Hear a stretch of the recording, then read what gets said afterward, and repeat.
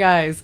I'm so excited. Welcome back to, welcome to the first ever full video of Sex and Violence with Rebel Girl. We finally did it. I pulled the gun. I was MIA for about 6 months, but I'm so happy to be back. And I'm starting with one of my favorite people, a guest who's been on the show. This will be the third time, and now that makes you our most, what's that called? Frequent. Our most frequent guest. VIP. Zeda Zhang, her real name, Julia Ho, but I love Zeda Zhang. I always call it. Yeah, Julia Ho didn't go very well in my life. It's funny because I just, no matter how many times I hear your real name, Julia Ho, I giggle a little bit. I know. I'm like, honestly, like, what am I, 10? But I'm like, because I call you Zeda Zhang all the time. And, the other day when we were at Massage Matters, shout out Massage Matters in Irvine, California. They are amazing. Check them out. They have all these different therapists. And then I use, I don't know if I want to say her name, but she's really amazing. And she had you on the schedule the other day. And she was like, do you know this girl, Julia? I was like, Julia? She's like, she's Asian. I'm like, I don't know any Julias. Julia. She's like, yeah, Julia Ho. And I was like, oh my God, I totally forgot your name was Julia. I just know you as Zeda Zhang. Well, you know, it's funny because so I took my last name to my advantage. I literally recently opened up an LLC and I named it Just Ho It Up LLC. Are you Wow. I literally try to go all professional, like J Ho LLC, and they're like, it's taken. I'm like, J. Ho LLC. They're like, no, it's taken. I'm like, well, fuck this. I'm gonna go real far out. Just Ho It Up LLC. I bet you no one has it. And surely enough, got approved. It sounds like Just Ho It Up LLC sounds like porn, some kind of OnlyFans. You know, like Just Ho It Up, like. Escort service? Like, what is that? Just Ho It Up? That's an escort service, Zeda. For sure that is. Why did you want your last name in the... Because I became... we're talking about business. Oh, my gosh. I became an S-Corp last year, and it's AES Productions Incorporated. Oh. Yeah. Well, I put it in there because... I didn't want I did it basically for my real estate, short-term rental type of business, but I didn't want it to be so obvious that it is a rental business, because if I want to add other stuff into it, it could be more general. So I didn't want to say anything like, you know, hospitality, whatever. It was too obvious. And at the same time, I wanted a name that was like memorable, that people are going to remember. That's memorable. So yeah, I'm like, if this is going to be something like a because I think I told you I have my travel license. So what's a travel license? It's basically, I got this license that allows me to take tours, like professional tours. So if in the future I want to start doing like touring, like vacations for other people, I'm able to do that. So it kind of goes hand in hand with, you know, rentals and going on vacation, selling vacation packages for people to go travel. What's the difference between a travel license and just like a passport or something? I'm confused. Travel license means that I can go into the business as a tour guide. Oh, got it. So I was thinking something along the lines of adventure, and because it's like getting a real estate license. But this is so you can do like Airbnb and that kind of stuff? No, this is specifically for like if you wanted to go on vacation somewhere for like a week. Okay. I would set up your whole vacation itinerary. You just pay one flat fee, and then I set everything up. You just go on a vacation. Oh. Yeah. So you plan people's vacations? Yeah. That's something I've always been interested in, is traveling. So it kind of just goes hand in hand with Airbnb and rental, because when you travel, you need hotels to stay at. You need places to stay at. Okay. So because of that, I'm like, well, let me make this LLC very general. So maybe in the future, if I decide to do traveling, I'm able to use this name and it would still make sense. Yeah. So just Hoe It Up LLC, it could mean like, you know, it's not hoe like you're going to go hoe it up, but you can think outside the box, or meaning my last name Ho, I'll take you on an adventure. I think that this is going to be good for two reasons. One, it's going to, the fuddy-duddies are going to be like, oh my God, and it's going to weed them out. But then, wait, maybe it's going to bring some unwanted clientele as well.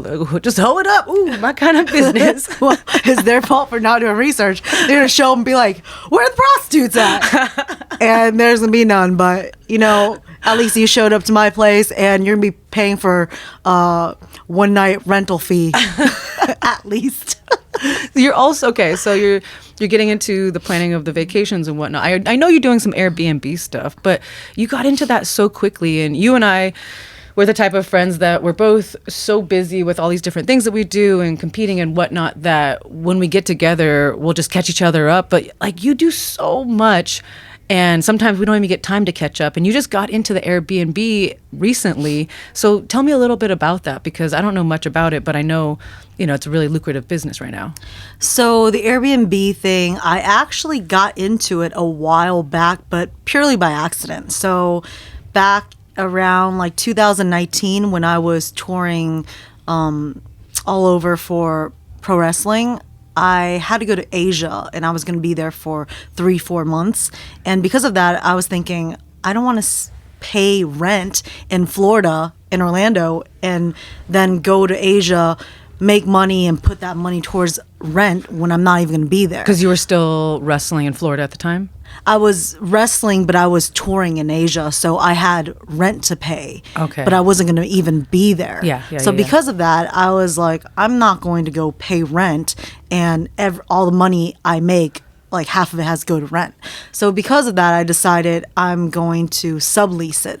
But because it was last minute, I wasn't able to sublease it. And subleasing means that someone's going to stay for 3 months or so. Yeah. And I wasn't completely sure about my tour, because with wrestling, you can get injured. If you're injured, then your tour gets cut short. So I can't sublease either. So on a last minute whim, I decided to throw it up on Airbnb and rent it out. And surprisingly, it went so well. I was able to cover my rent and even make more on top of that. Oh. And all I wanted was to just break even and make my rent. But because it went so well, and even though I was living near WWE, which is pretty far from Disney World, it was still, without traffic, 40 minutes, with traffic, an hour or so. And I was shocked. So many people that came and rented my place that came to Orlando for Disney World. Yeah. So because of that, I was like, wow, this is actually like very lucrative. And I mean, I'm familiar with rental and stuff like that because my family, they've bought property and rented it out. So understand that it is a good passive income.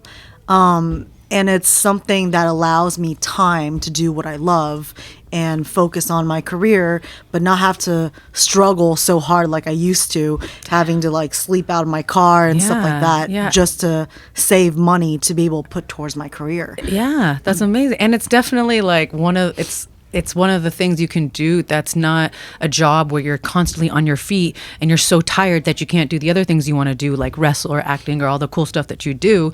And I remember the days where I was, even when I was in the UFC, like I still worked as a server. And it's like, that's not like super hard work, but it's just, 6 to 8 hours, sometimes shorter shifts, but like just on your feet, dealing with hungry asshole people. And then it's like, it's like you're just in a bad mood and your feet are tired. And so it's just like exhausting. And it was good money. But Airbnb sounds like you just fucking set it and forget it and then clean up the mess later.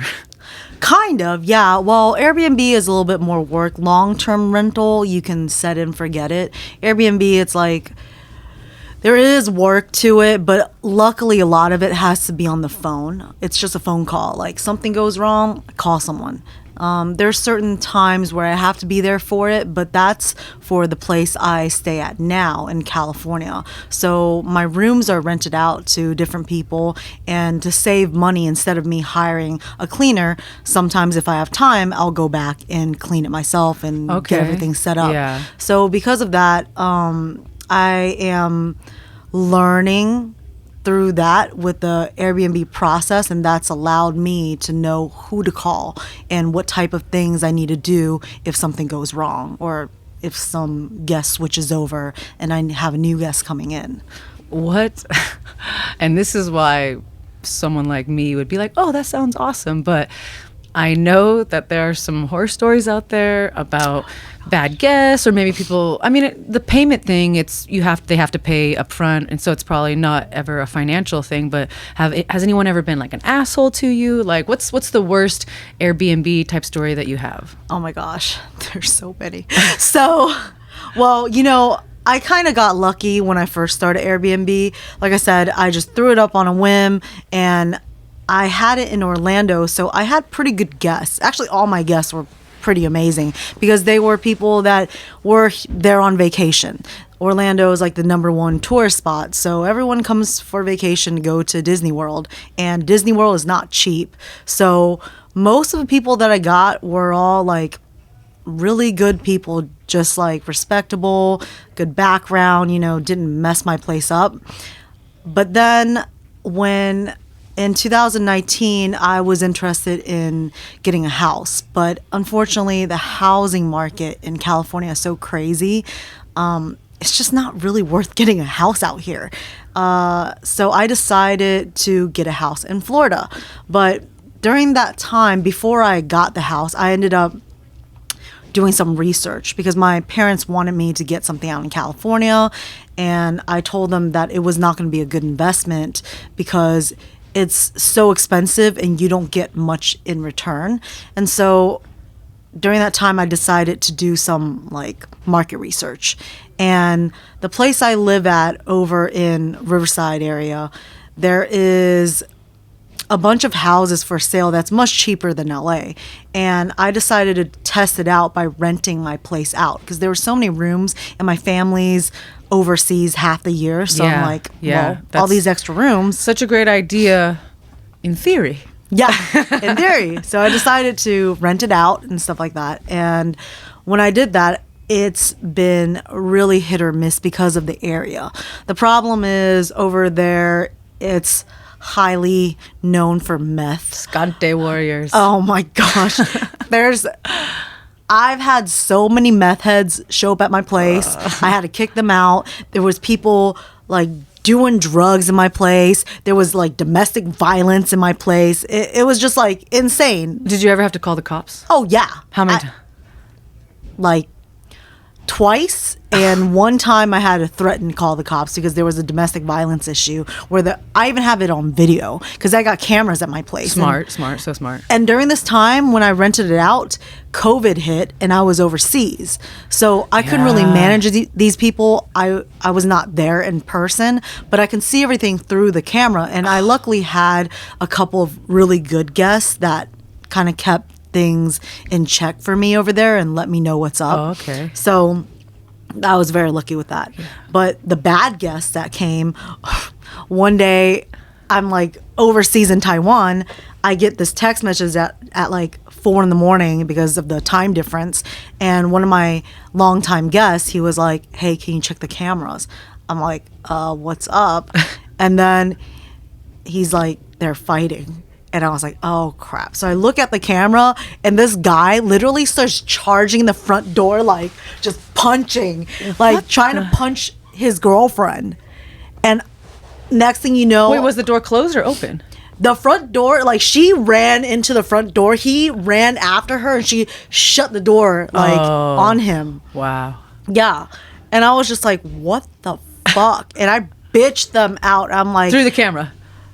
I bitched him out through the camera. I bitched him out through text. And I was like, I told them that they need to get the fuck out or I'm going to call the cops. I said, my place is not a trap house. It's not here for domestic violence issues. It's like, I told her that her boyfriend needs to leave right now. If he doesn't leave, I'm going to call the cops. And I told her, you can stay for an extra day to get situated and until you're safe. Oh, that's nice. But like, yeah, y'all need to get the fuck out, basically. But Yeah. if you need help, I'll call the cops for you. She's like, no, like, don't call the cops on him. We'll leave and stuff like that. I was just like, I offered, but if she doesn't want to help herself, that's just unfortunate because, But that was nice. You gave her. Did she take the day?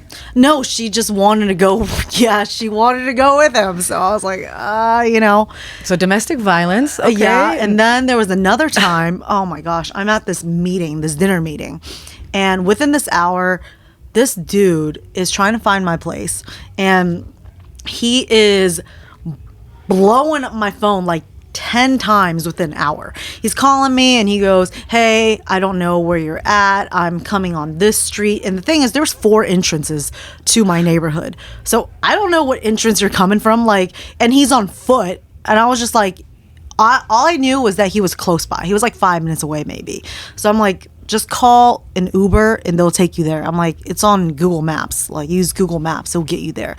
And then he'll hang up on me and call me back and be like, I'm on this street right now. And I was just like, I don't know where that is. Like, was he old? Did he not know how to use GPS? I mean, I couldn't tell by his voice at the time because we were on the phone. But he was. He wasn't old. He was older. I would say he was over probably 65? No, he's like maybe 40. No excuse. Yeah, no excuse. Stop. No excuse. Okay. So he's just blowing up my phone. And finally, I got so pissed off. And the thing that like really pissed me off was he goes, is this a scam? I'm like, are you serious right now? I'm like, do you see my ratings? I'm a super host, first of all. Like, do you see my ratings? Like, obviously it's not a scam. You know what? If I love that. He just pulled the, do you know who I am? I'm a fucking super host. I'm a fucking super Look at host. my reviews. Look at my damn ratings, okay? 5 stars, motherfucker. Like, you're more upset about the fact that you're like, oh, I'm a super host, bitch. How dare you say I'm a scammer? You're the one here being all shady and shit. Did he finally get there? Oh, finally he got there and stuff. I told him, like, don't come tonight. He's like, oh, that's messed up and you leave me out in the cold. It wasn't even cold, first of all. But it's like California. Yeah, I was just like, well, that's why homeless people flock here. Come on. And I was like, if you can find it, then you're welcome to stay. And he ended up finding it. Okay. And then I didn't go home that night because I was busy. And then the next day I came by and he was all embarrassed and trying to talk to me. He goes, oh yeah, sorry. I was just having trouble finding your place because the devil was trying to take me off the track. Oh no. And I was just like, I didn't think anything at first. I'm thinking he's just probably super religious because I've talked to like super religious people before. I'm like, he was just like, yeah, the devil was trying to like get in my head and get me off track. But then I sat down and an angel told me to take a right and I found it. I was like, okay, cool. He's just real religious. Cool.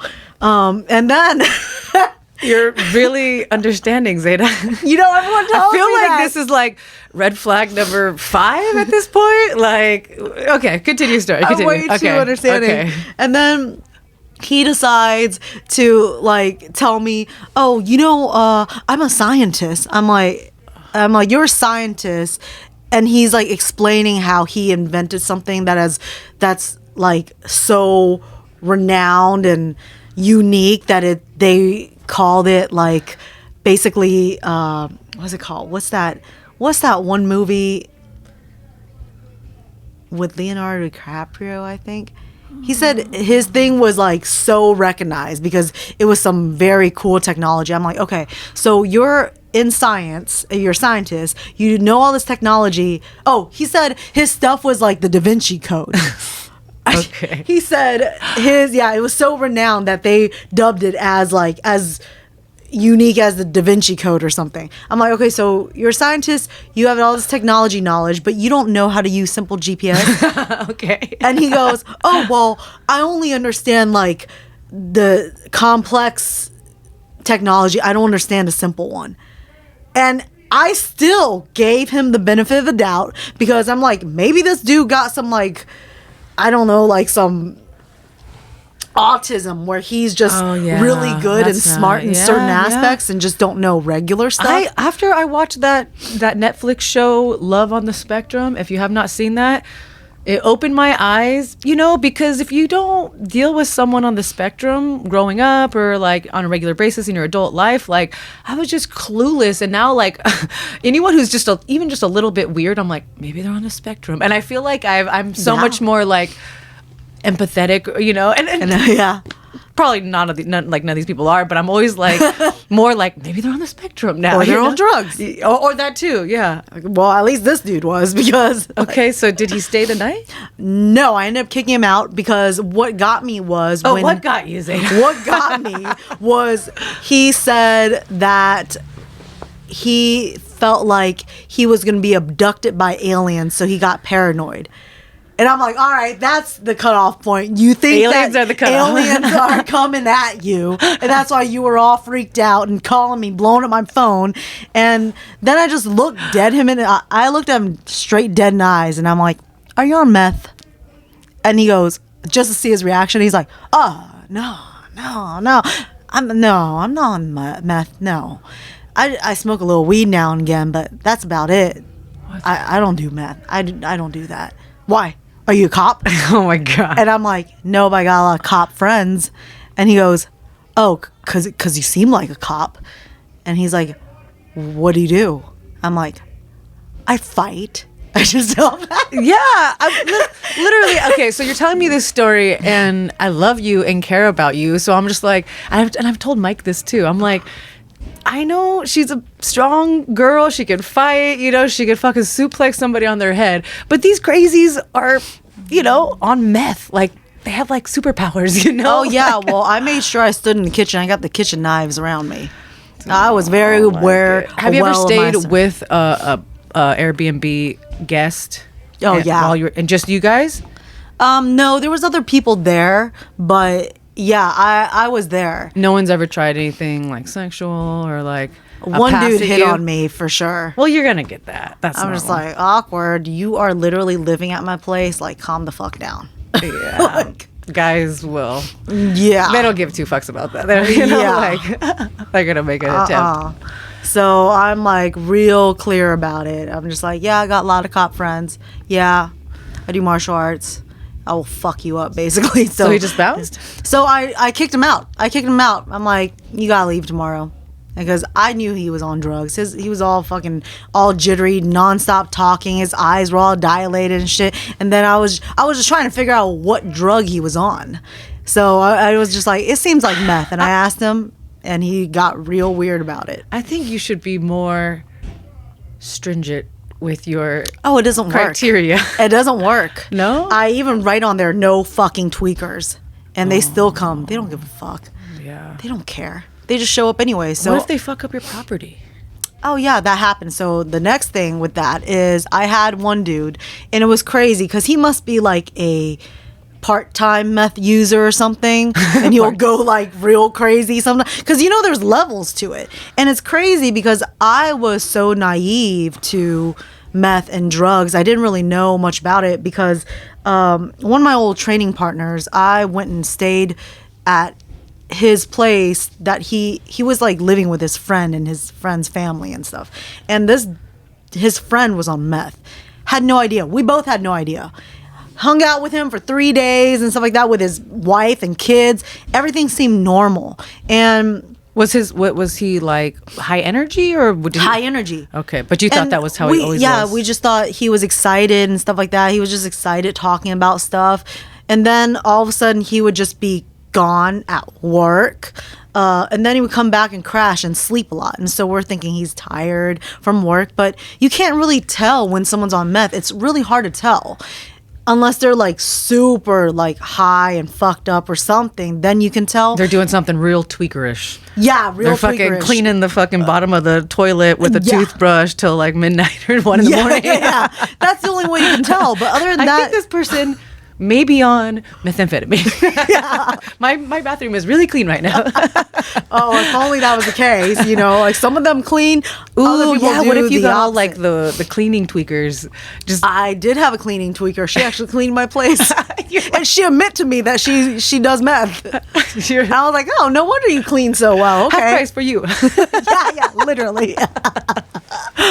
No, that's bad. No tweakers. Okay. So that's freaking like I had no idea, and then because of that experience, I started like noticing the symptoms of it. So I'm catching all these people. Symptoms. Yeah, the side effects of being on meth. Yeah. And I'm catching all these people that stayed at my place that was on meth. Yeah. And so I had to kick all these people out. And then the last dude, it was crazy because he stayed for like a year or something. My parents came back, and usually when my parents come back, everyone has to leave. But my parents were like, well, just let them stay. And we felt bad for him because this dude, like, you know, he lost his job and stuff like that. Okay. And he was like really nice. And I actually kind of considered him a friend. My dad did him so many favors, like cut his hair for him, like drove him around to find a job, like just we treated him like family. Wow. And it was real fucked up because he was just like kind of messy, and his room would start stinking. And so I'm just thinking, well, he's like a big dude. Maybe he's just not cleaning he's up overweight. Very well. Yeah, he's overweight and stuff like that. And so, but he works like a professional job, like suit and tie type of thing. And so I'm just thinking, actually, he's pretty smart. That your dad helped him get? No, he already had this job, but he got released from his job. Okay. And so I'm thinking like, okay, this dude's smart. He's very articulate and stuff like that.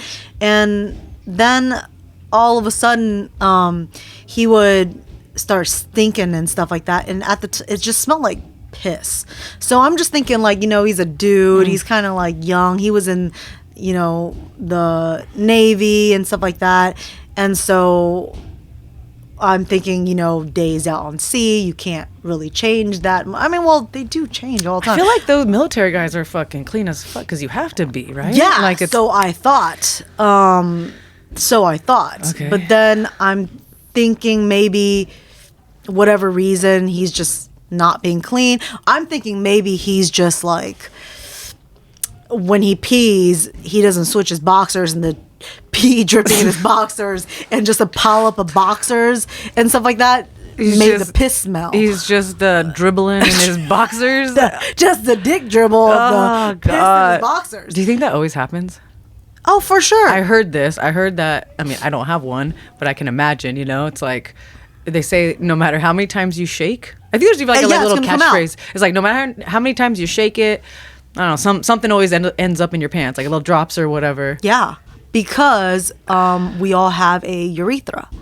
And for that, basically, I just like read about this. So with your urethra, something about that, it's like you pee and you'll shake, but there's still pee like in the inside of it. So eventually it comes out, even if you shake, like it's like a straw. Let's say it's like a straw. No, it's like a hose. Because think about it, when you turn the hose off. Oh yeah, and then you pick the hose up, and it's like. Yeah, it still dribbles. Yeah. That's literally. I mean, I hope you got a guy. A dick is like a hose. I don't want a straw guy. I want a hose man. If you know what I'm saying. Love you, babe. Yeah, so like, okay, sorry. I was thinking maybe that's the reason why it smelled bad. And some people just have stronger body odors you than give others. So many. You give the benefit of the doubt over and over Seriously, and over. I give too many benefits of the doubt. Okay, so what was it? What was this stinky mofo doing in there? So then later, like he just had to leave because my family, everyone was like cleaning up after him. So it stunk so bad it affected all the rest of the house. The whole house stunk. And then eventually, like, I had more family coming over, and I had to tell him to leave. Yeah. And so he wouldn't leave. First of all, he was behind on rent and stuff like that. And then finally, I was just like, no, you have to leave. And the day of, when I'm telling him to leave, he didn't have anything ready. I told him 11 a.m. I show up at 10:55. He's still in his room. I knock on a door, and next thing you know, he comes out, shuts the door right behind him, and starts walking off real fast. So I open a door, and inside, I'm not even exaggerating, there was at least like 50 bottles of piss. Like gigantic. No, there was way more than 50 actually. What? Yeah, way, like, it must have been like 80 bottles of piss, like 80 gigantic bottles filled with piss. And every single one of those bottles had jizz on the bottom. So this guy has been in the room, and the bathroom is literally right next to him. I don't know why he didn't use the bathroom. And then I later found out that he decided to buy a funnel to just lay there and piss into all these bottles. So he's just in the room pissing everywhere. Funnel? Why? He has a dick. Why does he need a funnel? Like, I understand why girls, we need the shiwi. The shiwi. Have you heard of the shiwi? Yeah, I have. I've never used one. I was talking to Mike. I was like, I would use the shiwi if we're camping, you know? I just squat and let it all out. But you don't want pee. Anyway, sorry. So he's peeing in these bottles, but like, why does he even need a funnel? You know, you can just like. He wanted to pee it into the bottle by laying down. I don't even know. This lazy I'm not fuck. even really sure. Little lazy okay. Fuck. He was Jesus a lazy Christ. fuck. Okay, so he's peeing and coming in bottles. Yep, and throwing up all over the place. He threw up on my walls, on my lamp, pissed on my walls. What? Yeah, pissed on all the furniture, pissed in all my futons, my bed, my couch, So that was all your stuff inside the room? Was pre-furnished with your stuff? Yes. He caused $6,000 worth of damage. I had to tear up all these carpets, like clean the whole place up. And you know what? I cleaned this whole place up. Luckily, I had a little bit of help. But I cleaned this whole place up, and I was just like, why does it still smell like piss? I had already replaced the flooring and everything. And then one day I looked into the closet and I saw this giant box on top. And I went to go get this box down, and this box was filled with open bottles of piss. And I'm so lucky. Wait, this is after you cleaned up already? Yeah. Because there was one extra box, like gigantic box of bottles, of open bottles of piss and cum, like filled there. And I'm so lucky I didn't like tip this box over, because I was like this. Like, can you imagine if it just fell over and got all in my face? Oh my God, I'd be so fucking pissed. Oh my God. Okay. So I would think that most people after a situation like this would say, fuck Airbnb, fuck, rental properties. Is it really worth all that? I would say yes, but I just have to be more of a bitch. I have to be more strict about it. Like, I can't be too nice, because at the end of the day, this is a business. And you can't look at these people like they're your friends, you're going to help them out and stuff like that, because that's when they take advantage of you. Yeah. So the minute I realize, like, hey, you're late on rent, I'll give you some chances, but you're out. Like, I gave him a lot of chances because he lost his job and stuff like that. But at the end of the day, you got to get the fuck out. And especially if you're doing that, if your hygiene is not on point and I'm smelling piss in your room or whatever, even if you fucking smell like piss, but your room is fine, you gotta get the fuck out, because you're affecting other people here. And this is not only a safety issue, but it's like, this could get people sick. Like, yeah. And on top of that, you can cause me cockroaches, which I had guests that caused that, and it cost me thousands of dollars to get exterminator. Oh my God. So just a lot of bullshit to deal with, but it is all a learning experience, and now I know there's certain people that I need to just be like, get the fuck out. Yeah. Well, shit. I mean, it does seem like one of those situations where you're going to get at least one fucking weirdo for every 10 residents that you have, It's right? been like 50-50 over really? in Riverside. Fuck. This is why I didn't want to get a house So this there. is why you got the property in Florida. Yeah. So, yeah, I mean, I'm super happy for you, but I know there's going to be such a fucking headache every now and then. Yeah. People jizzing in bottles, domestic violence. Like, that's so fucking gross. He jizzed in the same bottle he pissed in. what the fuck? Like that's mental illness, right? That's not just lazy. That's fucked. You're fucked in your head. And there's a bathroom in the room. I think he's on. I mean, he definitely has to be on drugs. Was there a bathroom in the bedroom too, or was it? It's literally right next to the bedroom. It's like literally the wall from the room to the bathroom is literally 3 inches. It's right there. And this motherfucker, like, and he also stole all the freaking bowls and stuff from the house and had old food sitting in there, like old rotten meat that's been there, and like stole people's food too, ate people's food, like the disrespect. Yeah, the cum is the worst thing. Out of all those things, the cum is the worst thing. The jizz in the bottle. It's gross. Okay, so you're Airbnb-ing, and I understand it's like, you know, we need these other types of passive income to follow our dreams, and you know, we would like it, you know, our main career, our main focus to be the one, you know, that pays our bills, but we have to do this other stuff. But I know you're still wrestling. I know you're still doing a couple other things. So besides the Airbnb disgusting stuff right now, like what are other things that you're doing? So I am still wrestling. Luckily, the film industry is started back up because they were on strike for a while. Yeah, I just saw that. SAG is... So just focusing a lot on film and wrestling. Wrestling, as I think I mentioned, I think I told you before that I'm like halfway retired with it. So I'm not wrestling nearly as much as I used to. And because I feel the damage on my body, this is why I'm needing some passive income, something that, you know, allows me to be able to have my rent paid and all that stuff when I'm not able to wrestle. Currently, I am injured, unfortunately. I pulled my back from wrestling a few weeks ago. And so because of that, that's limiting me from taking bookings. And with this type of industry, as you know, we have to use our bodies to make money. So now that I'm getting older, I'm thinking of the backup plan. This is my long-term goal. I need to invest in something that doesn't require my body. Yeah. So other than that, I am still pursuing entertainment because that's my passion, and I am going to revamp my YouTube. I did my YouTube out in Taiwan, but ever since I got back, I got so busy, and it's crazy because that was in 2020. It is now 2024 almost. I know. So it's been years. I had no idea. It just flew by just like that. So basically just going to focus on that and keep creating and grinding.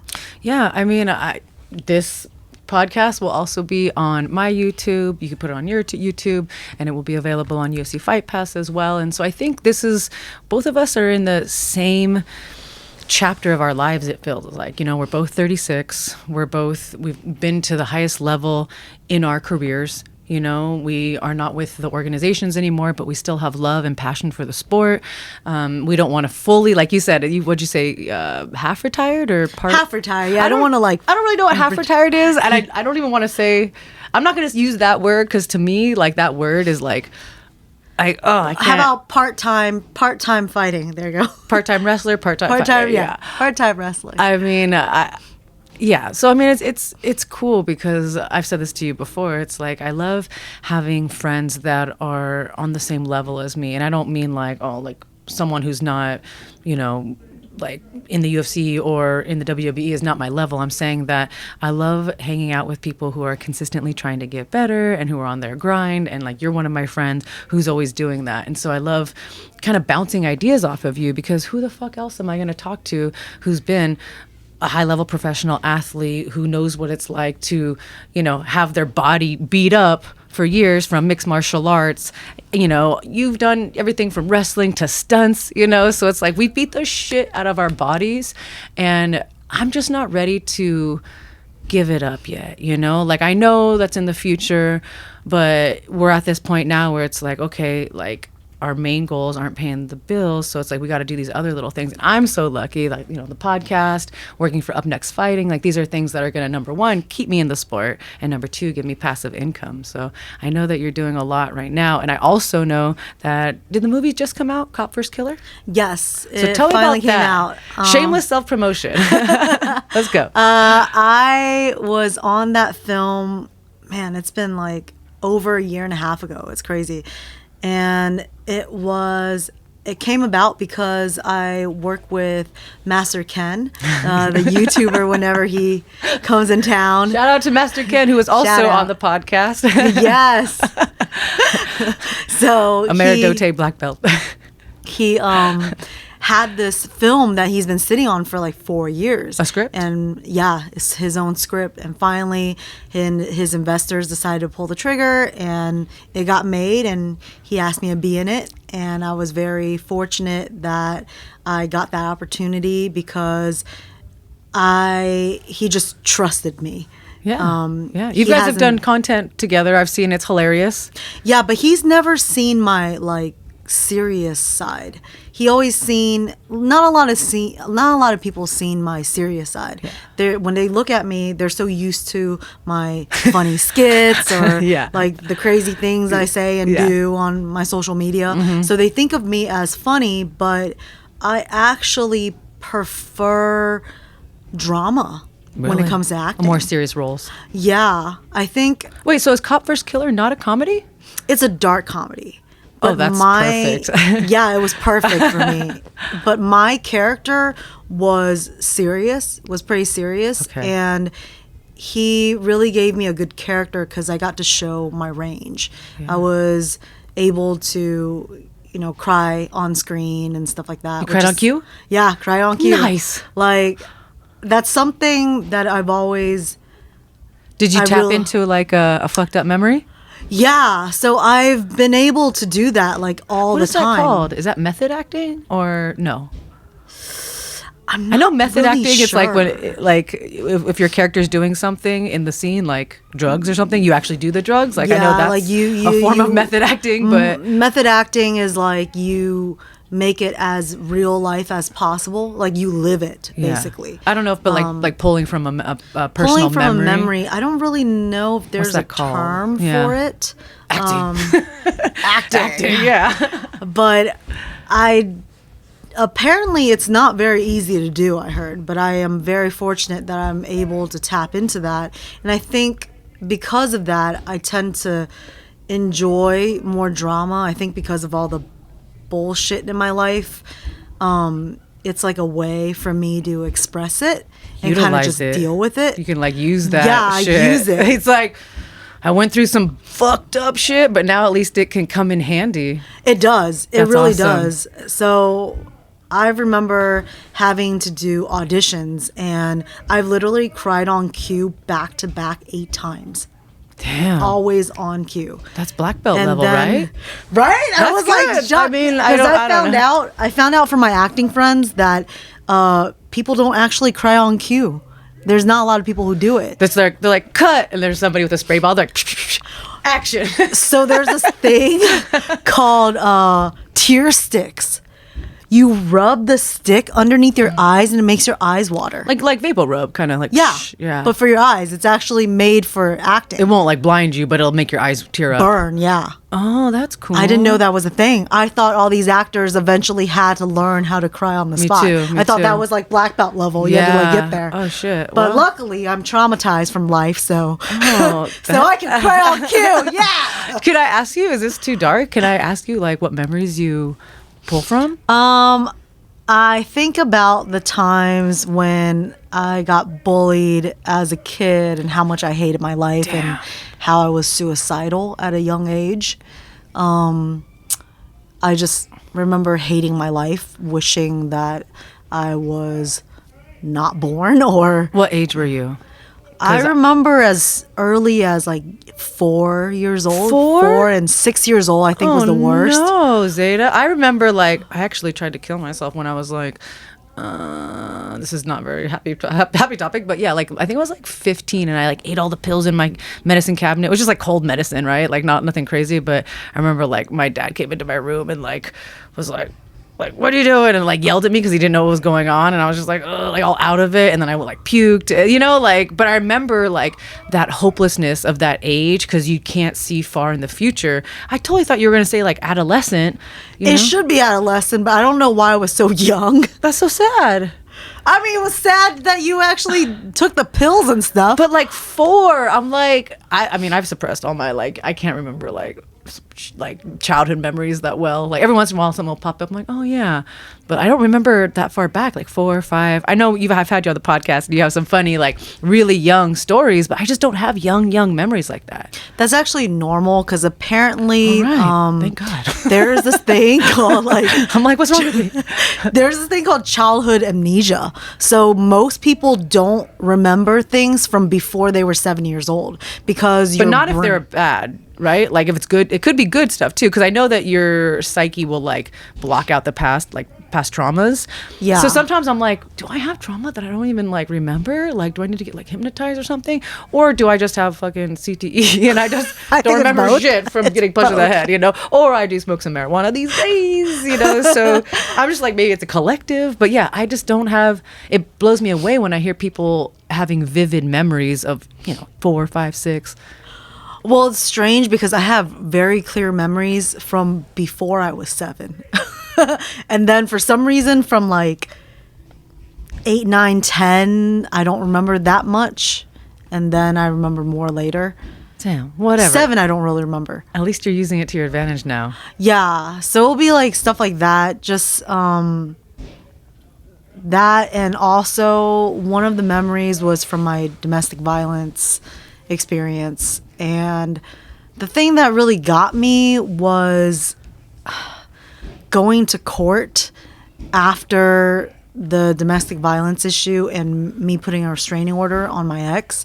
And I knew we were going to end up in court at some point. So every time he hit me, I started recording it.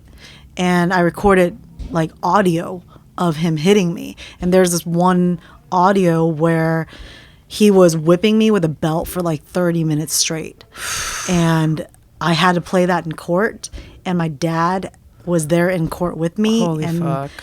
They had no idea this was going on because I was keeping it a secret. Yeah. And man, just like... even right now. The look on his face when he heard that was like... it broke my heart that it broke his heart. Yeah. Yeah. Because, like, I grew up seeing domestic violence in my family. It actually happened to my dad's sister, my aunt. She was in a domestic violence relationship. And growing up, my parents always told me, like, they always, like, try to instill in me to not get in that situation. They're like, what would you do if a guy hits you? And I remember always answering them, like, I would hit him back and I'd leave. Yeah. And that's what I would tell them. Yeah. And never did I ever think that I would end up in that situation. It just blindsided me. I had no idea. And at the time, I was actually doing MMA. How old were you? I was 26, 25, 26. Okay. Yeah. And at the time I was doing MMA and I'm just like feeling like, I can protect myself and stuff like that. But little did I know, I ended up dating someone who also did MMA and he was much better at it than me. So yeah, much and bigger than me. I don't know, tell me if you've ever felt like this, but it's like, because we have this, persona of like a strong woman, it's like you're supposed to be the image of what a strong woman would do. And so sometimes that puts even more pressure if something negative happens where you're not the strong woman, where you end up being like the victim, and the weaker person. And so then there's so much shame, which shouldn't be, because you didn't put yourself in that situation. There's no excuse for it. But it's like, I can understand, because even it's like not even domestic violence situations. It's just like we have this higher standard that we have to like uphold as like this strong woman, that we've created in our minds. Really, it's like no one's gonna look at you differently. But I don't know, you tell me if you feel the same way. I definitely felt that. That was like one of the first things that I felt, is like, because at this time I had a little bit of a fan base that like women would write me saying, oh, how it helped them feel stronger to see another woman do martial arts and stuff like that. Because I got into it to protect myself, because I moved to an unsafe city and people tried to abduct me or attack me and stuff like that. So because of that, that's how I ended up doing martial arts. And so I felt like I was letting these people down on top of that. If people found out that I was in a domestic violence situation, they would look at me different. Yeah. So that was also a big part of it. But there was a lot of things involved in it. But that had a major part in me feeling like I couldn't talk about it. Yeah. So you use these old memories, and I'm wondering, like, do you think that if they still affect you, does that mean that like they're not resolved? Do you know what I mean? Like, or is it like you've come to terms with everything, forgiving yourself, feel good about things, but you'll never forget the feeling in that moment? I think it's more the second. Yeah. Like, I'm one of those people that sit and think about stuff in detail, like Yeah, deep, you do. Yeah, you do. all the time, and it'll take me years and years and stuff. And it's one of those things that I never forget. In new life experiences, I'll relate it back to past life experiences, and sometimes I'll have a new awakening of why I did something. But I've learned a lot about myself, and I've come to terms with everything that's happened. Yeah. And I wouldn't change anything that's happened because it's made me who I am. Yeah. But it doesn't change the things that's happened and how I felt and the hurt. Yeah. And I still remember what it felt like. So every time I go back to thinking about those times, it's as if I'm reliving it a little bit again. I was wondering like what like a psychologist or like a therapist or somebody would say about using that method. I don't really care, but I'm like, I wonder if it's like picking a scab, right? Mm-hmm. Where it's like if you keep like opening it up, like it never heals kind of situation, or where it's like, oh, the more you utilize it, use it like you're doing in a positive way, you're changing the power dynamic. Now you're in control of what happened. Maybe that makes you feel good. You know what I mean? Subconsciously it's like, oh, I don't know. That's how I feel, actually. Yeah. Because I've been that type of person where I used to suppress all the issues. Don't talk about it. I just didn't deal with it. Yeah. I just bottled everything up. But I realized all that's going to come to head at some point. Yeah. I keep pushing it away, but it always comes back to haunt me. And you can't drink it away either, because Yeah. I have tried. Yeah, I've tried a little bit too. That shit will come back tenfold. Yeah. And you got to deal with it. Yeah, there's this. But yeah, for sure, you can't suppress it. And I when you said earlier, you said, I'm somebody who thinks about things. And I said, yes, you do. I didn't mean to like jump in. It's just that being your friend for these last 3-4 years now, because when you were in crazy, yeah, it's in been Taiwan, yeah, so I had you on the podcast when you were in Taiwan, and then you Yeah. came back, and we just instant became friends, But like, I remember even in the early stages of our friendship, where you kind of. Like you don't want to like show you're real crazy, kind of like in a relationship, it's like, because we will be the first one to tell you, like, we're some crazy girls for sure. And it's like, you don't know what other females can take our level of crazy. So like, sometimes I like ease into my crazy, like, and then they'll show they're crazy. And I'm like, oh, we're crazy together. This is great. Yay! She's psycho too. Yeah. And I just remember texting you, and then you would text me back these massive, where like, you can scroll like this and it like keeps going. Like I would just be like, dun, dun, dun. And it was like so in depth, and it wasn't nonsense. It was like sometimes she had like research, and we would talk about relationships and love and all that. And she would be like, well, like I looked up this study, and this is why men. And I'm like, so that's what I was like, yeah, you do, because not only do you think about it, you're a researcher, like you're talking about researching the marketplace and all of that. Like you are that type of person. And I love that about you. And like, it's just a smart thing to do. It's like we have the fucking internet at our fingertips. So instead of like sitting here and like wondering like, why do I feel this way? Why that, like you're the kind of person who digs deep. And I just love talking to you, because that, you really, really do try to figure things out as in depth as you can.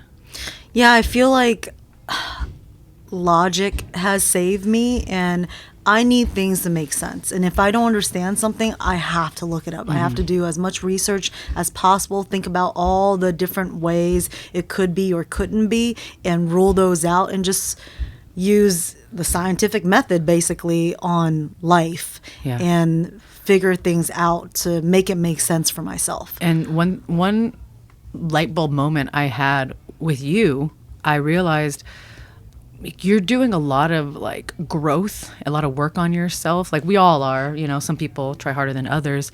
And I remember you were telling me about your current relationship. You know, you guys had broken up in the past and then got back together, and you were telling me some things that you were holding on to.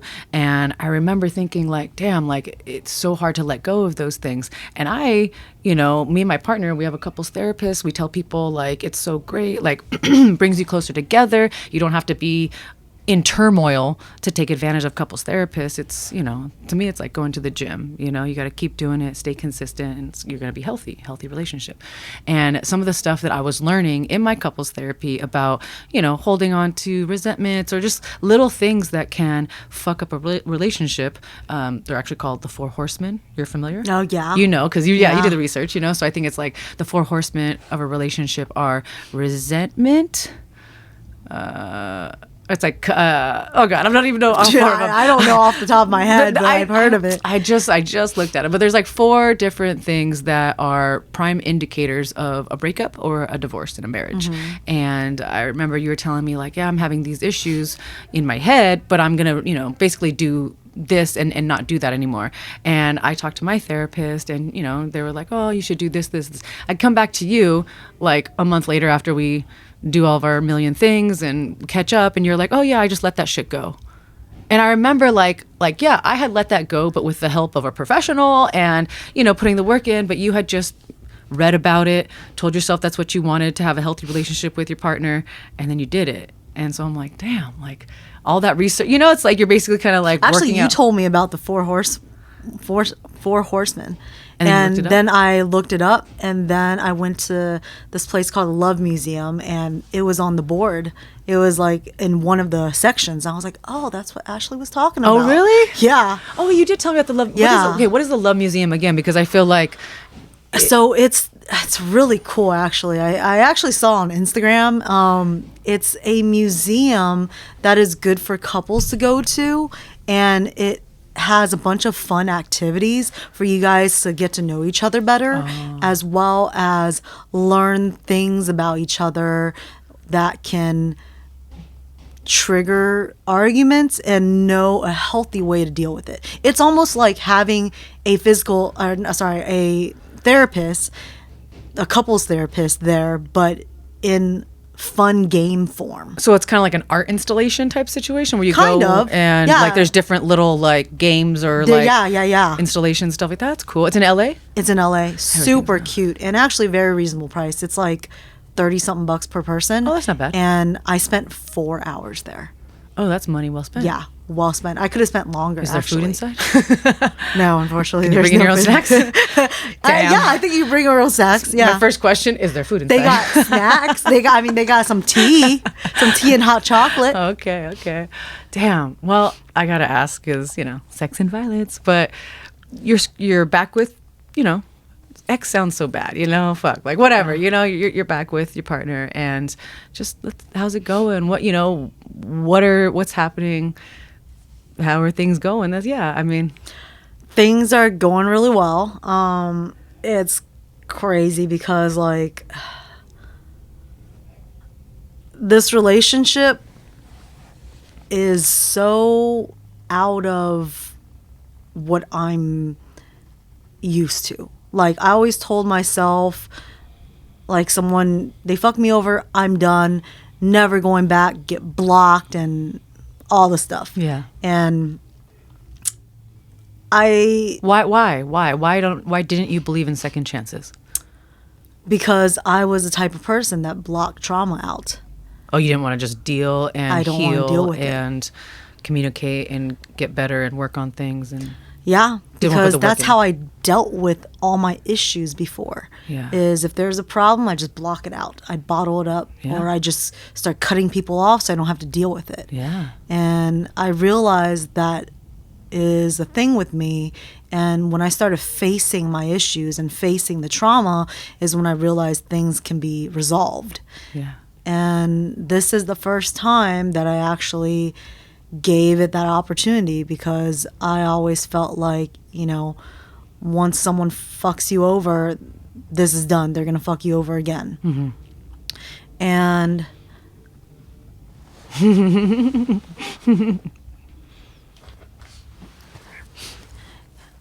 And I thought that once they fuck you over, that it was just gonna be done because I could never view them the same way and I can never trust them. Yeah. And yes, rebuilding trust with someone after they fucked you over is very hard to do, but there's a lot of relationships that they're able to do it, so why can't I? Yeah. So I've always been the type that just blocked issues out, and that's why if someone screws me over, I block them out. That way I don't have to deal with it. But I realized that doesn't solve the situation, and so when he came back, I saw that he really tried, and he was transparent about all the issues because he did cheat. But I understand why. Even though it doesn't make it okay, I understood why he cheated. He was basically hiding a secret life, a double life. And when he came out about it, I was very surprised that he not only came out to me about it, but he came out to every single person in his life that was close to him so that he could be held responsible for his actions. And the biggest thing with me is it's important for me to see actions. It's not just words, and seeing that he is putting actions behind everything has allowed me to slowly trust him more. But of course, there is that trauma, and the fact that I've never had to deal with it, it made it really difficult for me to trust him. And there was a lot of times where we would get in arguments because of things that was a trigger that reminded me of something he used to do, or there's something he would do that would make me feel like he might do something bad again. Mm-hmm. And I'm realizing that I had one foot in the door and one foot out the door. I'm walking that line. Yeah. And when we get in an argument, I would always bring up the breakup card. And that's not something you should do, even though at the time I felt like I had every right to do it because of how he screwed me over. And because of that, we kept arguing until one day it just like clicked in my head that I'm creating a self-fulfilled prophecy, because I thought about it like this: is what are the good parts and what are the bad parts?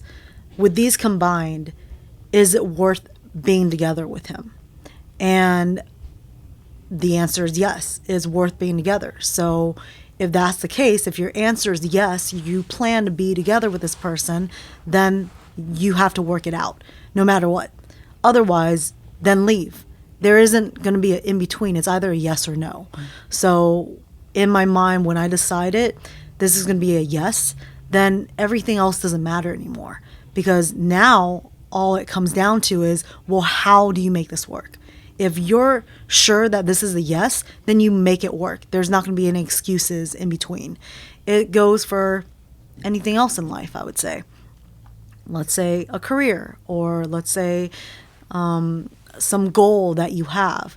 If you set in your mind, this is what I want, then you do anything you can to get there. And there's not going to be any excuses. Oh, well, because of this reason, this is the reason why I can't do this, or I'm not going to do this, because you're just going to fuck yourself over. So after I thought about that, we haven't argued. We've been doing real well. We've been having more patience with each other, because the more you argue, the less patience you have with each other. Mm-hmm. And that starts becoming an issue too. And the less sex you have. Yeah, exactly. I mean, for women, I feel like guys, they can, fight with you, and then 10 minutes later, if you're like, hey, you want to have sex? They'd be like, yes, I do. You're forgiven. Yes, I do.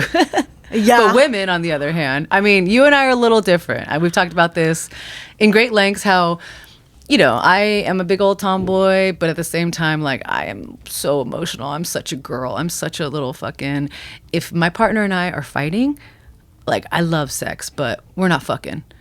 Like, I don't care. If I'm upset about something, there's no turning that off just to bone. Like, it's not, I can't do that. I wish I could. But I feel like you, on the other hand, are someone who I know you, Zeda. I know you could be I'm like, fighting. make 'em sex. Yeah, I know you could be fighting about something and be super passionate, and then let's say your partner, is like, hey babe, like, can we just fuck? Like, I know that's your, what's it called, Achilles heel. I know you. You're like a guy. Like, tell me you're not. Tell me you're not. I am. I can I call you out actually because kind you're of my prefer man. that. I told him. I mean, I don't know if this is considered I wouldn't suggest to do this for anyone else. And a therapist would probably be like, no. But I told him, if I'm pissed off and we're arguing, just hold me down and do the deed. Well, I would say that sounds a lot like rape, but you can't rape the willing. Yeah, So exactly. But I mean, would you struggle at first, but then like realize what he's trying to do and be like, okay, I give in? I think there's been times where I really was angry. And Did he try to have sex with you? No, I wish he did, how could- but he tried to kiss me. My boyfriend said that too. He's like, babe, the next time we fight over something dumb, just show me your boobs. And I'm like, that's stupid. And then I did, and it worked. See? I just flashed. I wish my partner would But just... it's hard. It's hard to not be... Number one, it's hard to be the person who takes control and is like, okay, we're not gonna fight anymore. I'm gonna do this thing. Like, to just like, Yeah. like that takes some emotional control to like just be like, I don't even care about who's right and who's wrong. I'm just gonna do this goofy ass thing to get us back on track. Boo. And it's like, I know that he respects that willpower and also likes to see a pair of titties, and so he's like, all right, so Yeah. sometimes it works. It does work. Yes, that's true. It is hard being on the other side trying to initiate, especially when you're angry and the other person's also angry. I think that is probably the reason why he's never really done that, even though I told him, like, It'll work. I want you to It'll do work, that. yeah. Yeah. The furthest he's gone is just hold me down and kiss me. And eventually I let up because I'll be like flipping out, pissed off, like, but after a few kisses, I'll like deny it at first. But if he keeps doing it, I'm like, oh, okay. I gotta ask I'd rather him kiss me down there, though. That would get me to calm down real fast. I wish I was more in favor of getting eaten out. It's not my favorite. I know. I mean, it's not my favorite. It's not my go-to. It's not my go-to, but it's still top 3. It's, I don't know. Like, I Not honestly even top feel, 3? I feel like I'm so sensitive. And then if the guy, like facial hair, like, it's just like, no, it's not even an issue. Well, I mean, he better not rub his chin all over. There's a technique to do it. You better stick your tongue out and go, and better like purse those lips out. Like, I know I'm a weirdo. I'm more for other things, but yeah. Is it because of the scraping of the facial No, hair? no. It's not even that. That's like, sometimes that's like just like an extra thing that could happen. But like, I'm just like so sensitive. It kind of feels like tickling. Oh, that just means you gotta do it harder then. No, we've tried harder, we've tried gently, we've tried faster, we've tried nice and slow. Tickles. It tickles. It's like this like makes me squirm, but not in the good way. I mean, it is sometimes good. Like, don't get me wrong. There are some times where, like he'll go down on me and then it's just like, it's perfect. But for the most part, like, yeah, like I'm like a squirmer. I don't know. I wonder if I know that feeling, but that's only on a certain part of the clit. Like, there's that one part of the clit that's like so sensitive that if you keep doing that part, it's like uncomfortable. Yeah. It's like, I feel like the whole ticklish clit and is kind of like that. uncomfortable. No? No, I like it more like, I like it there, but not like focused on there. It has to be like the whole part. Just all Like, around. just like front to back and front to back. My neck, my pussy, and my crack. Yeah, a good man will go all the way around. All the way around. Go around the world with that one. Well, I'm happy that things are going better with you guys, and that's like a hard one to come back from. To be honest, I don't know anybody who has come back from that. And so when you said that you were doing good, you've like let old shit go, Like, that's some black belt level work that you've done, you know? You know, I never thought I would be able to get to this point, but when you're faced with two choices, you either make it work or you don't work.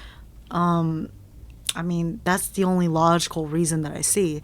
It's like, if you decide that you want to be with someone, logically, there's only so many things you can do. And at some point, I have to give a little to get a little. Yeah. So I felt like I wasn't giving, because I felt like I'm in the right. You're the one that has to make it up to me. Like, you're the one that fucked up. And so I'm going to sit back until you prove yourself. Mm-hmm. And I understand why I felt that. And I understand anyone that feels that. And I feel like I still feel like I'm in the right. You were entitled to feel that way. But like, what kind of life is that? Exactly. To constantly be in that state of, like, it's like you're doing yourself a disservice to hold on to that, you know, and if you just let that go without any repercussions, then you're a fucking idiot. But if you make the understanding and agreement with yourself that you're just ready to fucking let it go, and you know, whatever happens, then I've said this to many people, and it's corny. I mean, is it Shakespeare? It's better to have loved and lost than never loved at all. No, it's no, it's not Shakespeare. It's not Shakespeare. I know it's, but it's not Shakespeare. Yeah. I'm just so happy. And then, so okay, you know, you break up, you get back together. Did the sex change? It got better. Better, because of course during the time, you know, when he was being shady, he didn't want to have sex, so we would only have sex like 3 times a week, and it just sucked. Now it's like, that's not enough for you. Oh, hell no. No, 3 times a week? Oh, hell no. It has to be like, I need it like 3 times a day, preferably, but at the very least, like, once a day. Try to be once a day, you know, like, and even if, like, I understand his work schedule's really crazy, but, like, even if you can't, at least put in the effort. Like, the effort is everything. Effort is sexy. Yeah. So it's like, when I feel like you're not even trying, that's such a huge turnoff for me. For sure. So now that I see him put the effort, and I see him want to, you know, it makes a big difference. I saw you guys, you sent me some Halloween. This chick sent me, I'm like, how was your Halloween? Like, I ended up doing, like, I went to Danzig's Halloween party, which was so fucking random, and badass. Yeah, it was really cool. Yeah, and I wanted to hang out with you. We didn't get to hang out. We were thinking about it, and then I text you the next morning, and I get a picture of Zeda's ass painted like 2 pumpkins. I wish that I could pull it up on the screen right now, but I think that you should charge money for that, Zeda. Oh, hell yeah. Those are some big old pumpkins. So he actually painted your butt. Yeah. Yeah. We're going to do a calendar where every Are you serious? Yeah. I thought it was a one-time thing. No? Well, I mean, it's going to be like our own personal calendar, probably. But basically... Sell that shit. You should sell it. Come on. I don't know how my family would feel about that, because we're gonna paint my ass. Or just put on one of those little what are they the Skims or whatever, basically, with a tiny little thong, right? The tiniest one, the skin color. Like, try to find a matching skin color one. See, that wouldn't be so bad. You know, and then just tell your parents that's what you got going on. I don't know, whatever. Sorry, Mom and Dad. I love your parents. They're so sweet. Yeah, I mean, I could do it for that, but unfortunately, for Christmas, I'm going to paint his dick into a candy cane, and pretty sure that's not going to fly. Are you? So what kind of paint do you use for body the body paint? Oh, yeah. Face paint. It's not toxic? No. On your genitals? Yeah. I mean, I'm not going to be sucking on it after. Yeah. I'm not sucking the paint off, you know. Maybe they have... There's just going to be some photos right there, and... That's hilarious. Be a candy cane, and then for Thanksgiving, I'm going to have his flaccid dick be a turkey. The face? Yeah. Or the... I'm make sure the balls are going to be the body of No. The balls have to be the... throat thing? What is that? It's like... It's called something like a turkey word. Like the turkey breast is gonna be here, and it's gonna have a little thingy right but here. the balls look just like the turkey's neck, so you gotta like have like maybe his. No, you can't be the beak. Anyway, yeah, I don't even know if I'll be able to look at that calendar. Wow. Oh, I love your relationship. You guys are both goofy. You guys are a good pair. I'm happy to see you happy. Yeah, it's I am very big on energy, and it's like I need someone that can match my energy. Yeah. And I'm glad that he's able to do that, because the thing that I hate most is when someone shuts me down when I'm just trying to be myself, and I feel like have I can't fun, be myself. have sex, talk, whatever it is. One thing I did learn in therapy, it's they call it like turn towards your partner's bid for connection. So you can feel when your partner, like me and my boyfriend, we joke all the time because we're like, we'll just come into the room if the person's like working or not working. We're kind of like give that look of like, I need attention. Yeah. It's like, I'll do it, but he will do it too, like in a more manly way, obviously. But like you feel that energy, you know, even if they're not saying it directly, you usually are close enough with your partner. You know when they're trying to they're trying for that connection, right? Maybe you're tired, or maybe you're got work to do, or you know, whatever it is. But like I realize that like your partner's not always going to do that, you know? So if you miss that opportunity, it's like you miss each other, right? So like I find, you know, because we live such fast-paced lives and we're exhausted all the time, and it's like you can get into the mode of like just misconnecting, you know? So like something that helps me a lot is like, you know, even if he's in the mood and I'm not saying like I'll do it just for him, but like I'll be like I do want to have sex. Like I will, like, you know, like I'll just like turn towards the bid for connection, and it like really helps because,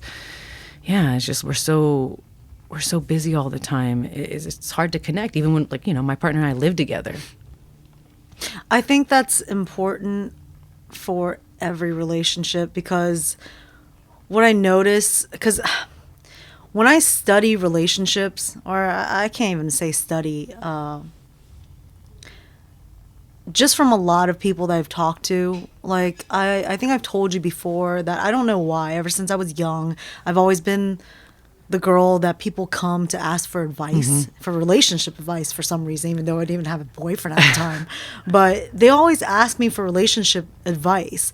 And every single time I've given it to them, it always was accurate. And I think the reason why it's helped me out is what's helped me out with that on being accurate is because of thinking things through thoroughly and logically, and just understanding human desire. Everyone wants something, everyone wants to be desired, and just understanding these basic human needs, you understand what people want. And so because of that, I am seeing that a lot of relationship, from talking to these people, that they end up just drifting apart. And it's just so tragic hearing about that, because it's not like there was really anything wrong. There wasn't anything like super wrong with the relationship, but they end up drifting apart or growing apart because they never put the time into connecting with each other. It just becomes a normal everyday thing, because when you're living with someone, when you've been with someone for a long time, you just kind of get used to it. And I don't want to say take them for granted. No, that's kind of like what that. you do. You don't like those. Those words are so harsh, but you realize that's what you're doing. And when you just accept it, like you're like, oh shit, I am taking this person for granted. You got to like own up to it, and you don't want to lose that. Like I think it's so good to be reminded of that. Like, hey, like if you take this person for granted, you're gonna lose this connection, this amazing thing that you've built. You know, however long it's been in your relationship. And so it's like I always do the stupid gym metaphor, but it's like, you know, you don't just buy a gym membership and then like, all right, I'm fit. It's like it's like, okay, you get into the relationship and then you have to do the workouts. You know what I mean? You have to like put time, and you have to, you know, like I said, like to me, like the workout is turning towards the person, turning towards their bid for connection, right? Even if you're busy, you're tired, or whatever it is. Like, that's the hard part, right? That's the work. Sometimes it doesn't come naturally, because love is not a fucking storybook like we were taught when we were little girls, like it's not Prince Charming on the white horse and all that fucking bullshit, like it's not gonna be magical. Damn you, it's Disney, not always why? magical. I was watching Joe Rogan talk about how Disney has a bunch of dicks on the artwork and stuff like that. Yeah, that's a thing. What? Damn, Disney, you weirdos. Oh, yeah. No, yeah. And it's just, like if you put the work in with anything, it's going to pay off. And I'm just so happy that you guys are seeing the results, even without like couples therapists too. Like, that's amazing. I mean, I think it's important to have couples therapy because, even though we're figuring it out, it's nicer to have guidance. Yeah. So you don't have to go through the trauma of arguing, because every time you argue, it kind of chips away at your emotions and your heart. And I also feel like you've given, like you said earlier, like you're very good at giving advice because you look at other people's situation from an outside perspective and you take everybody's, situations into consideration and then you give your advice. Sometimes when we're thinking about ourselves, we're unable to not be overly emotional or biased or whatever the fuck it is, right? So then it's like, this is a good idea. And it's like, you would not give yourself that same advice, or you would not give a friend that same advice. Why are you doing that dumb shit? Because you're unable, because it's you, so it's like the therapist is that more rational outside point of view. Like, I've definitely caught in situations where I'm talking to my partner and the therapist is there, and then like he says something the way that I'm like acting or what I'm doing, like as I'm speaking, and I'm like, right. But if my boyfriend was like, well, technically what you're doing, I'd be like, like, you don't tell me, but like the therapist saying that, it's like, you're so disarmed. Like, you can't, like, you're going to argue with a fucking professional. Like, it's just humbling. And, and I, it sucks that we can't take that kind of constructive criticism from our partners, but fuck, like, love is a challenge sometimes. Well, I mean, it's kind of like that saying, referring it back to like workout and martial arts. It's like even a black belt can learn something from a white belt. It's like you're so close to what you know and yourself, but sometimes when there's an outside perspective, you see things differently. Yeah. So it's important to have that because you can only know so much. Yeah. And even, especially like a professional in that aspect, they're trying to help you. It'll help you from going down the wrong path over and over, because that's just stressful. We don't have time to be stressed out and arguing over stuff that you can prevent from happening. As I get older, the thing that pisses me off the most is the same arguments. Oh my God. The same arguments. It's like, it's so, because like I keep saying, we're so busy. Everyone in the world is busy. Like, especially the people with fucking kids. Like, I do not know how those people do it. Like, I'm baffled that one person has enough hours in the day to accomplish their own shit, let alone if they have some tiny humans to deal with as well. It's crazy. And so, I don't know. Sorry, I got off on a tangent there, but no, it's true. I mean, props to those moms. God, it's busy. It's crazy. Yeah, I can't even imagine. But Zeda, I know we're getting caught up on time, but I could talk to you forever. And so, guys, if you haven't noticed, the new format of the podcast is just open form. Chill. It's chill. I used to interview my guests and really, really, have it structured. I want to know about the background. I want to know your current dating relationship. I want to know how you feel about love, romance, all that. We would end with some fan questions and a game of fuck, marry, kill. And I don't know. I honestly might bring those things back because they're, it mixes it up and it changes the tone of the conversation. Sometimes, like we just got very heavy about domestic violence and stuff like that. And I used to use fuck, marry, kill as like a pick me up in the conversation, kind of turn it to like on a happier note or whatever. So please, bear with me as I speak away from the microphone too. I'm used to audio only. So, I know I'm going to be looking at the camera sometimes, looking at my guests. Like, it might not sound perfect because I forget to bring my microphone with me and whatnot. But I'm really excited to be back. Zeda will be always back. She's going to keep coming on. Hell yeah. My bad. We're learning the new studio. We're here at MMT in Laguna Hills. Shout out to Frankie Mercado for letting us use his studio. I'm pretty sure he's renting it out to other people as well. I don't want to blow my spot up or anything and have it all be booked, but I do want to get Frankie some exposure right now. It's a cool little studio here. We're going to be adding some sex and violence with Rebel Girl paraphernalia. Wait, no, that's not the right word. That's Paraphernalia? I think that's something like sexual. no, that's for drugs. Like drugs paraphernalia? No? Paraphernalia, yeah. I don't know. I didn't do my research. Some sex and violence accessories. Memorabilia? Memorabilia would be like sports, no? I don't know. Yeah, like Zeda, before I tell them where they can find us, Sex and Violence Rebel Girl, where can they find you on social media? Where can they go to see you wrestle? I don't know if you want to fucking shout out your Airbnb, like whatever. Promote yourself, girl. you can find me on Instagram. I have all my stuff listed there, and I am revamping my YouTube, so make sure to check that out. My Instagram is Zeda_Zhang, ZEDA_ZHANG, and then my YouTube is youtube.com/Zeda Zhang. Awesome. And no current bookings, right? Not at the moment, but I am usually at Championship Wrestling, but they are on a little bit of a hold right now until things start back up. But I will be wrestling around California, but nothing solid in the works right now. And my back's fucked up, so shout out to Massage Matters for fixing me up, and hopefully I will be good soon. We love you, Massage Matters. That's pretty much it, guys, for the show. You can always find us on social media at Sex and Violence with Rebel Girl, all spelled out. We have a backup account at Sex and Violence with Rebel Girl 2 at the end, because, you know, Karens and people, and I show a lot of booties on my page, but I know you like it. And if you want to email us, it's sexandviolencepodcast@gmail.com.